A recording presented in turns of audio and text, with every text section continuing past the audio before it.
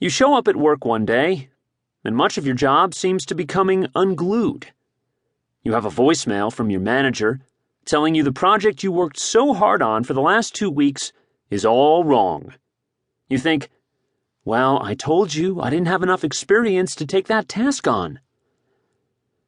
Then you receive an email from a manager in another department who is hounding you about taking way too long with yet another project. You need to get that to her immediately.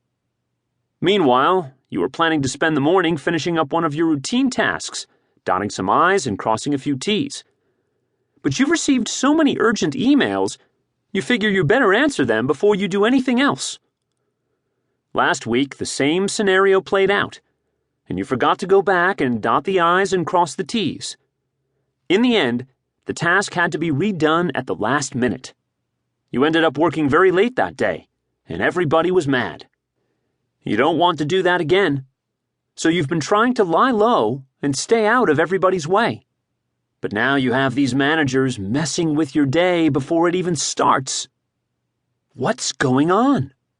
You think of yourself as a high performer, but you start second-guessing yourself. One manager tells me to do one thing, another tells me to do something totally different. How am I supposed to know what takes priority? How am I supposed to know what is up to me and what's not? The bosses here don't have any idea how to manage. Only rarely does one of them spend enough time with me to give me the guidance I need or to make sure I have the resources to do the job or to help me problem solve. Half the time I don't get any recognition for the work I do well, no matter how hard I work. If this is anything like your situation at work, either now or sometime in the recent past, then you are not alone. What's going on here?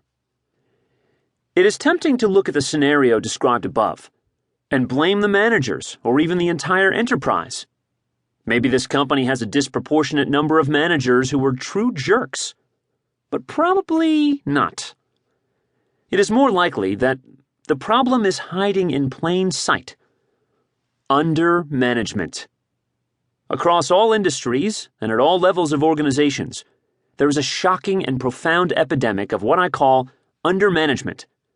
It is the opposite of micromanagement.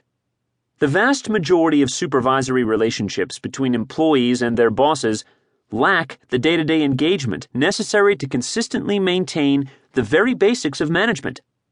Clear expectations, necessary resources, real performance tracking, and fair credit and reward.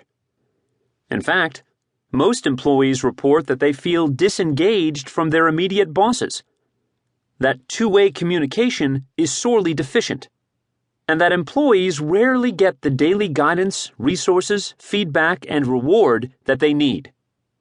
In my book, It's Okay to Be the Boss, I explored the causes of our pernicious undermanagement epidemic and tried to show readers how just about any problem in any workplace can be traced back to a case of undermanagement.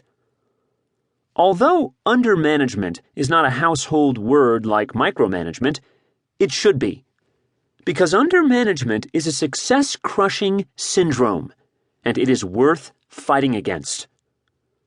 Indeed, the following consequences of undermanagement make the impact of micromanagement look like nothing. Unnecessary problems arise. Small problems, which could have been solved easily, turn into big problems. Resources are squandered.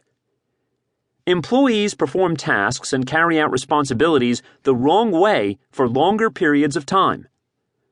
Low performers hang around, causing problems for everyone else, and collecting the same paycheck as everyone else, too.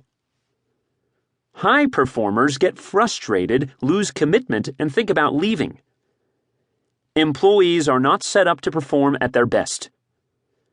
Managers spend their management time in all the wrong ways.